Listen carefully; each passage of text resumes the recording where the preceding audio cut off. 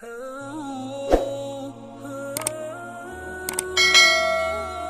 ذی الحجہ 317 ہجری کو بحرین کے حاکم ابو طاہر سلیمان قرامتی نے مکہ معظمہ پر قبضہ کر لیا۔ خوف و ہراس کا یہ عالم تھا کہ اس سال کو حج بیت اللہ نہ ہو سکا، کوئی بھی شخص عرفات نہ جا سکا۔ انا للہ و انا الیہ راجعون۔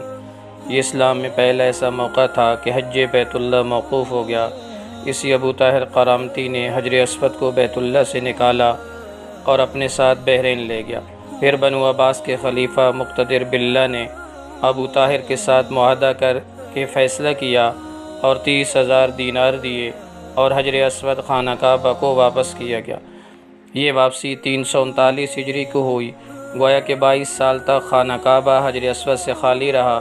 جب فیصلہ ہوا کہ حجر اسود کو واپس کیا جائے گا تو اس سلسلہ میں خلیفہ وقت نے ایک بڑے عالم محدث عبداللہ کو حجر اسود کی وصولی کے لیے ایک وفد کے ساتھ بحرین بھجوایا۔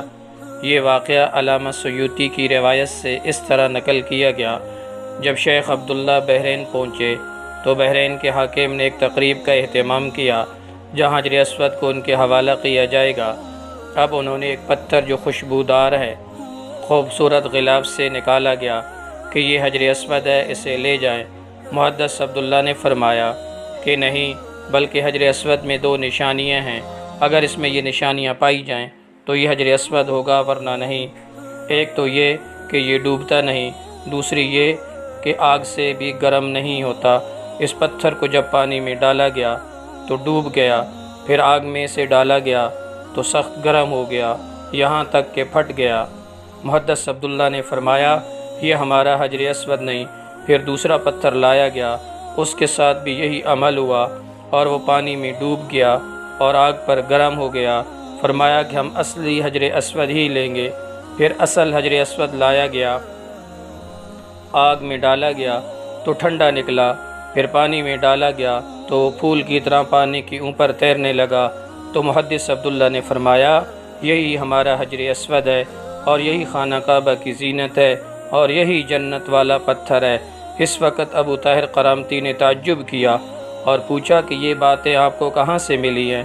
تو محدث عبداللہ نے فرمایا یہ باتیں ہمیں جناب رسول اللہ صلی اللہ علیہ وسلم سے ملی ہیں کہ حجر اسود پانی میں ڈوبے گا نہیں اور آگ سے گرم نہیں ہوگا۔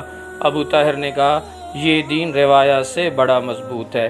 جب حجر اسود مسلمانوں کو مل گیا تو اسے ایک کمزور اونٹنی کے اوپر لادا گیا جس نے تیز رفتاری کے ساتھ اسے خانہ کعبہ پہنچایا۔